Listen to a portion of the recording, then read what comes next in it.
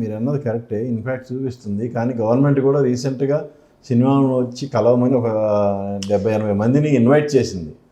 ఆ ఇన్వైట్ చేసిన తర్వాత కూడా మమ్మల్ని పిలవలేదు అనే కొన్ని బ్యాచ్లు రైజ్ చేసినాయి. వేరే పిలిచిన వాళ్ళు కూడా మేము షూటింగ్లో ఉన్నామని చెప్పి చివరికి ఆ మీటింగ్ క్యాన్సిల్ అయింది.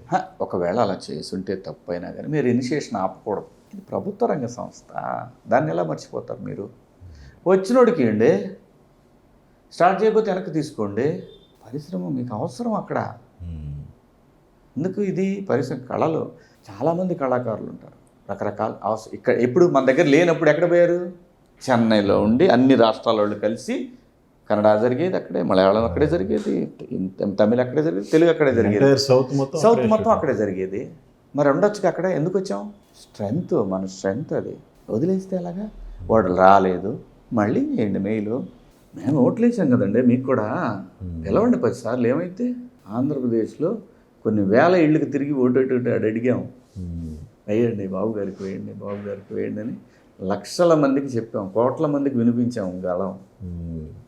బాబు గారు రాకపోతే ఆంధ్రప్రదేశ్ ఇంకా మర్చిపోవటమే అని చెప్పాం. చిత్ర పరిశ్రమ సమస్యలను కూడా అంతే బలంగా ఆయన దృష్టికి తీసుకెళ్ళండి. అదే సార్ నేను అంటాను. ఇప్పుడు మాకు ఆంధ్రజ్యోతి ఉంది, చెప్పాలి కదా ఆంధ్రజ్యోతే. అది మేము అదే కదా చెప్తున్నాము.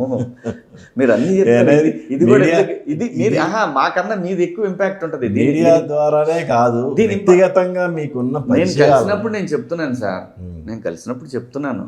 ఎందుకో కొంచెం దాన్ని అంత అవసరంగా తీసుకోరు. తెలియదు మరి, అది ఆ ప్రాంతంలో పిల్లల కర్మ ఏమో నాకు తెలియదు. కానీ వెళితే సార్ వస్తుందని వెళితే సార్, అది నిజం చెప్తున్నాను నేను. వెళితే అసలు సినిమా పుట్టింది బెజవాళ్ళ, అక్కడ లేపడం ఏంటండి సినిమా? మీరు అన్నట్టు సెంటర్ రోజు వస్తుంది. ఎనీ డిస్ట్రిబ్యూషన్కి అదే సెంటర్ మెయిన్. రామారావు గారు, నాగేశ్వరరావు గారు, శ్రవణ్ బాబు గారు, కృష్ణ గారు, చిత్తూరు నాగయ్య గారు, ఎంతో మంది కళాకారులు. డిఫరెంట్గా వస్తుంది, రావాలని కోరుకున్నాం. అది పెద్దగా అవసరం లేదులే, ప్రొటెక్ట్ కాదులే అన్నట్టు బిహేవ్ చేస్తుంది. ఇది నచ్చట్లా నాకు.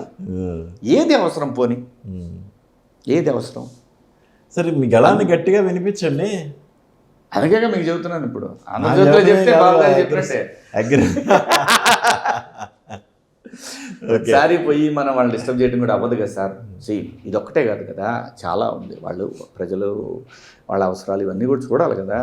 ఇప్పుడు రోజు ఎంత నీచంగా వేసుకున్నా 3-4 పరిశ్రమలు అయితే అనౌన్స్ చేస్తూనే ఉన్నారు, వస్తూనే ఉన్నారు, ల్యాండ్లు తీసుకుంటూనే ఉన్నారు. బ్రహ్మాండంగా జరుగుతూ ఉంది పరిపాలన, అందులో డౌట్ లేదు. ఇది కూడా ముఖ్యం అంటారు. ఇది చాలా ముఖ్యం. ఎందుకు ముఖ్యం? మీరు చేస్తున్న ఈ పనిని మొత్తం హైలైట్ చేసి చూపించేది ఇదే. ఎందుకు? రేపు పొద్దున అక్కడ ఏ ఫంక్షన్ జరిగినా ఏదో ఒక సినిమా వాడు వస్తాడు, ఏ ప్రొడ్యూసర్ వస్తాడు, ఓ పాపులర్ డైరెక్టర్ వస్తాడు, ఎవడో వస్తాడు, ఆ ఫంక్షన్ అన్ని ఛానల్స్ చూపిస్తే ఇదంతా జరుగుద్ది. అలాగే జరిగింది హైదరాబాద్. మనం చూసిన గ్రోత్ కదా ఇదంతా, మన కళ్ళ ముందు జరిగిన గ్రోత్ కదా. అది బాధేస్తుంటుంది నాకు.